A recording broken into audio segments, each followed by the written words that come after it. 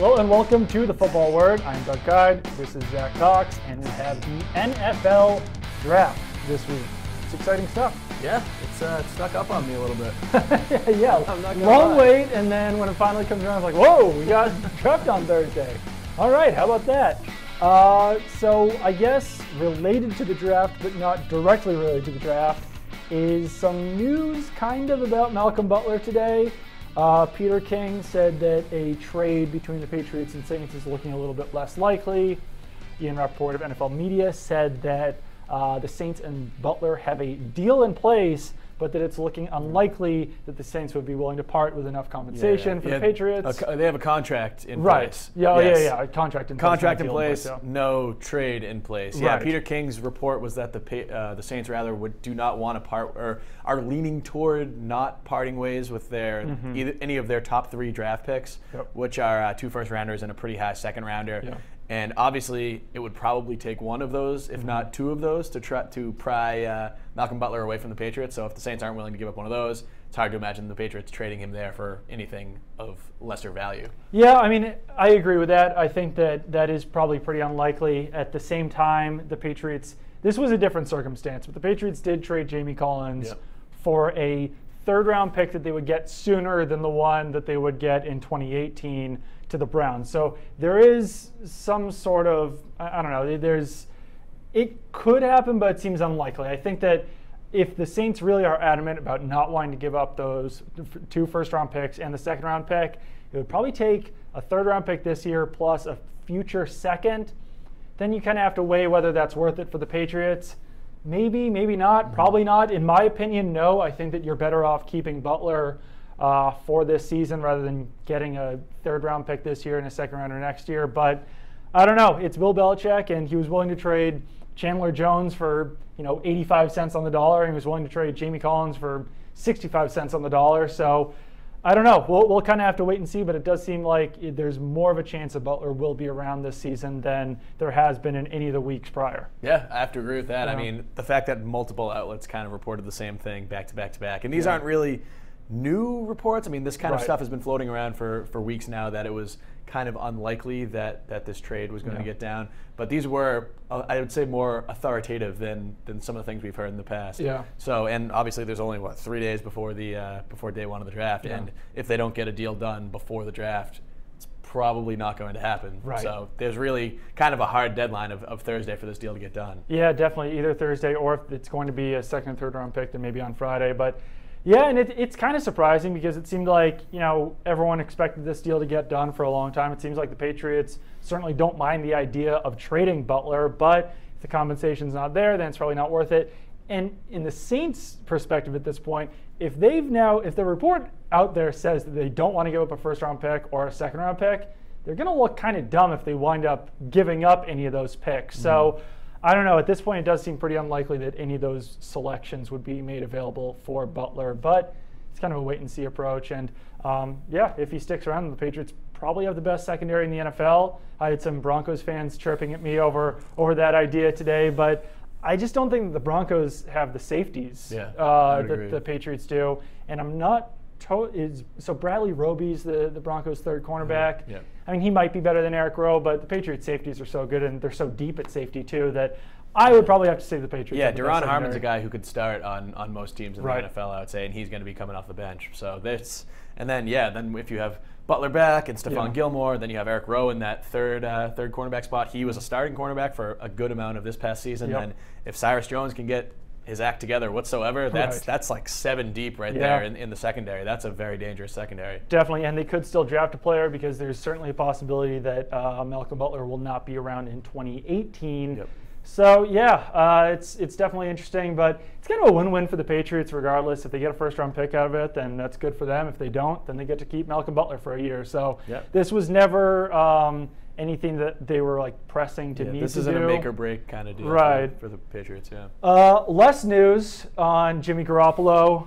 Now 4 days before the draft. Status quo. Another report out there. Adam Schefter said that the Patriots still are not trading Jimmy Garoppolo. He's been saying that since February. I think that as much as as great as it would be to say like 100%, there's no way Jimmy Garoppolo is being traded, there's still like that 5% chance that he still could be traded. There's a 5% chance that Tom Brady could be traded. Right. I mean, there is no player on any NFL roster that is completely untouchable. Right. That if someone comes and says, we're going to give you our next 3 first-round picks for Tom Brady, pretty sure the Patriots would probably consider trading him there.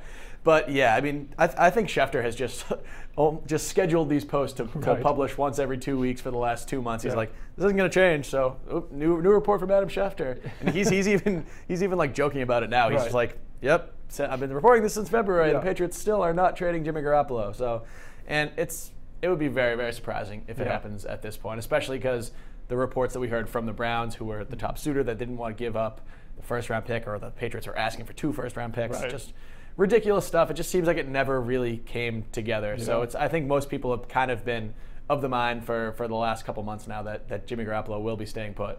Yeah, I mean, it really seems like the Browns would have to really just give up the farm. They'd have to give up that 12th overall pick, maybe even a first-rounder next year, and that is a ton to give up. I don't know. I mean, if I'm the Browns, I still consider it just because Jimmy Garoppolo is a sure thing, and then you've got that piece in place for the next 5-6 years, whatever it is. But if they think that Mitchell Trubisky could be the next Jimmy Garoppolo, then I guess God bless them. How do you think Jimmy Garoppolo feels about this situation? Would you, if you were Jimmy Garoppolo, would you rather spend another season, was this your 4th or 5th NFL season as a backup, knowing that you'll probably, at the very least, get a big pay raise next year if the Patriots franchise tag you, even if you have to stay backup for another season, or go to the Browns, where you'll get the start, but the team still looks like a pretty big disaster. They're going in the right direction, but I don't know. What do you? I think it all kind of depends on how he feels about Sashi Brown, maybe, and the direction that the Browns are going.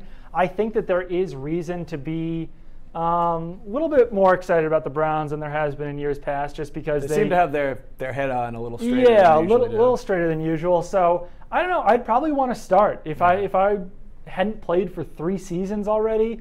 I'd probably want to play. I'd probably want to be a starter and get that going, even if it is with the Cleveland Browns. They've got some pieces in place. Maybe in 4 or 5 years they could be competitive, and at least he's getting paid now. At least he can play now. So I'd probably lean that way. But no, I mean, obviously being the heir apparent to Tom Brady has its advantages as well. So it is tough to say, but it's gonna be a tough situation for him. I mean, just sitting around all summer, basically not knowing where you're going to be playing football next. And wanting to start, but also wanting to be with. I mean, Patriots are definitely the class of the NFL, the organization that everybody wants to be in. Right. So you're there, but you're not playing. It's a tough situation. It is a really tough situation, and we'll just kind of have to.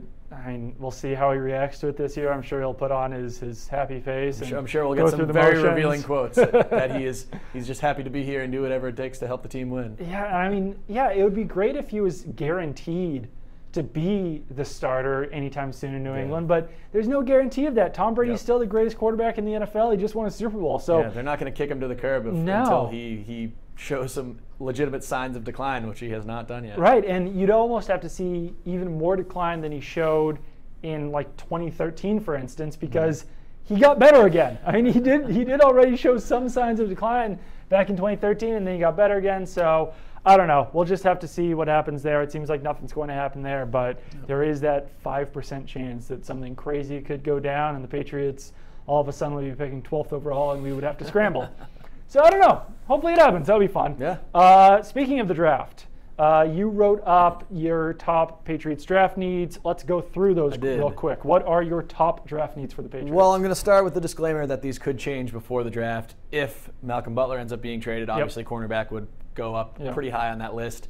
If Mike Gillislee, who we're going to talk about in a little bit, if he does not end up on the Patriots, running back would bump higher up on that list. Right now, I think that the number one is pass rusher, though. I think it's been the number one need really since immediately after the Super Bowl. Even last season, I think everybody kind of knew that this team's pass rush had to get better. Now they lost Chris Long, they lost Jabal Sheard, who I think both kind of underwhelmed this year, but they were starters. They did play significant minutes in there. They weren't bad by by any means, but really they have Trey Flowers in that spot, and then they have Coney Ealy, who is a solid player. Then but just for 1 year. Just for 1 year, and then an older Rob Ninkovich and for one year, yeah. and Geno Grissom, who's basically a special teamer. So I think that's definitely their top priority, and I think most Patriots fans would agree with that. Yep. Everything else, I wouldn't even call anything else a real area of need. Right. I think they could go into the season fine with pretty much any other position. Yeah. I had tight end. They could use a third tight end behind Gronkowski and Dwayne Allen, especially given Gronk's injury history.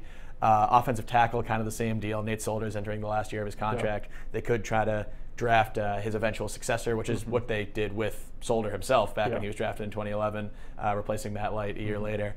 And then linebacker, it's obviously much less of a need now that Dante Hightower's back. But outside of Dante Hightower, I mean, Kyle Van Noy, Shea McClellan, Landon Roberts, they're good players, but I think all of them could be upgraded if the right player comes around. So those are the four that I singled out. Anything I missed in there? Not really. I mean, like you said, it's a situation where you're just kind of finding draft needs, and there can be arguments about this. I mean, you could say that they could use another safety because Jordan Richards hasn't really panned out as that player behind Patrick Chung. Patrick Chung started to take a little bit of a step back last season. We'll see if that continues. So they could eventually need his successor as that guy who can play strong safety, can play the slot. But I mean, arguing that that's a bigger need than linebacker or tight end, you're just the fact that you have to argue what the draft needs on this team are shows how well set up they are really for the season. I think that linebacker is an interesting one though, and let's dive into that real quick because as far as starting players on this roster go,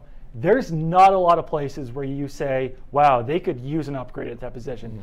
Potentially at defensive end with Rob Ninkovich since he is getting up there in years, but quarterback, no. Running back, someone's going to be in there, and whoever they take in the draft would not be better than Gillislee or Burkhead or Lewis or White. Wide receiver, they don't need an upgrade. Tight end, they don't need an upgrade. Offensive line, they're set at those 5 roles. Defensive tackle, they're fine. Cornerback and safety, they're fine. So just went through all the positions. Linebacker is the one where you could say that they could use an upgrade over whether it's going to be Kyle Van Noy, Shea McClellan, or Landon Roberts, just because we don't know who that guy is going to be next to Dante Hightower in the starting nickel defense. So, if they could get a player in the 3rd round, like an Alex Anzalone or someone like that, who they think could be better than either McClellan, Roberts, or Van Noy, then you take that guy. But at the same time, like if they had a 1st round pick, they could probably get an upgrade over those players. Since they're starting in the 3rd round, chances are that they're going to go into the season with one of those 3 guys as the other starter. So I think that you could make the argument that is the 2nd biggest need on the roster. You could also make an argument that's not a need because they do have so much depth there, including Jonathan Freeney, who's certainly going to be making the roster as a special teams player. And they've got guys like Rob Ninkovich who could fill in at linebacker on the fly. So it's a team without any needs. It's a team with one need, basically, and that's a pass rusher, and that's how they're heading into the draft. So it's a great place to go heading into the draft. Not a bad place to be at all. Absolutely not. Let's get into Gillislee real quick. This will be posted before we know what's going to happen with him. It is Monday. Monday at 4 p.m. is the deadline for the Bills to make a decision whether they're going to match the Patriots offer sheet for Mike Gillislee, the running back who averaged, 5.7 yards per carry last season. So the last that I heard, I reached out about it, and the Bills had not heard any, or the Gillislee's camp had not heard anything by 10 a.m. So that's relatively recently at this point. So let's just react to this either way. Let's just be completely transparent about this. So what is your reaction if the Bills do not match the offer sheet for Gillislee?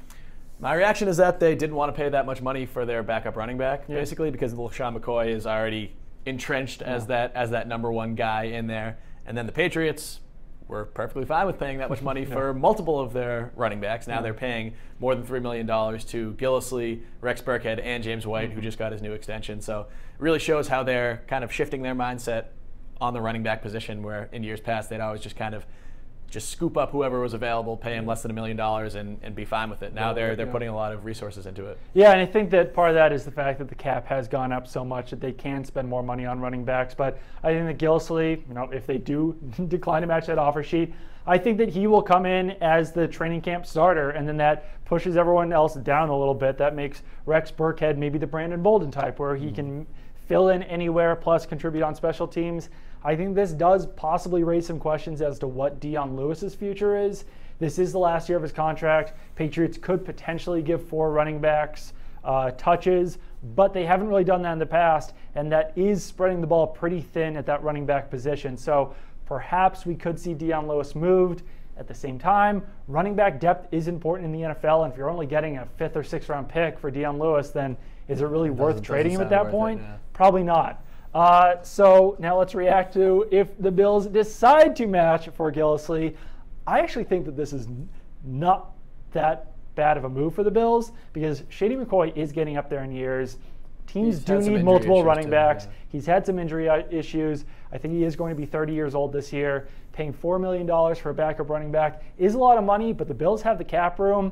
Gillislee obviously did very well in the Bills' offense last year, and it's valuable to have players like that on your team, and it's valuable to keep them away from the Patriots because Patriots have a pretty good history of like looking at these restricted free agents and picking the right players. They got Wes Welker, they got Chris Hogan. They wanted to sign Emmanuel Sanders, who's gone on to great things with the Broncos. So, yeah, not a bad move for them. Yeah, that would be my number one reaction, is that the Bills are tired of getting owned by their division rivals, both on the field and off the field, because if the Patriots do end up getting Mike Gillislee, that means they'll have Chris Hogan, Mike Gillislee, and Stephon Gilmore, all who have played for the Bills within the last 2 years, now all going on to become seemingly impact. Oh, Chris Hogan's already become an impact player, and I think everybody would expect Stephon Gilmore and Mike Gillislee to follow a similar path, and that would be a lot to swallow for the good folks up in Buffalo. Yeah, it'd be tough. I mean, I don't think that the Bills are going to be competitive for the next few years anyway, but I mean, there's no use in making your rival better than they already are. Especially because they're losing all of these guys for basically nothing. Right. Because if the Patriots end up with Mike Gillislee,